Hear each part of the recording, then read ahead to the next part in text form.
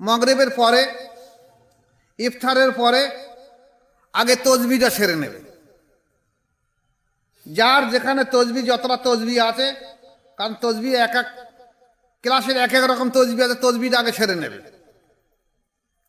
তারপরে এই বিশেষ বিশেষ রাতের জন্য আমি আমার মুর্শিদ কেবলাকে জিজ্ঞাসা করেছিলাম, উনি বলেছিলেন যে এই বিশেষ বিশেষ রাতের জন্য সবাই নফল নামাজ পড়তে পারে।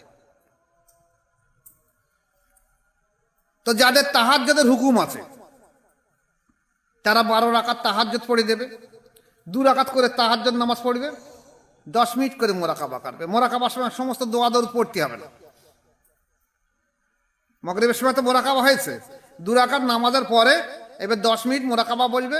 নামাজের হলতে বসে ইয়া ইলাহি মকসুদ মেরা তুহি রেজাই তেরি মুস্কর রহমত মহব্বত মারেফাত নসিবত এখন পাঠ করে সবকে যার যার সবক খেয়াল করে 10 মিনিট মোরাকাবা করবে।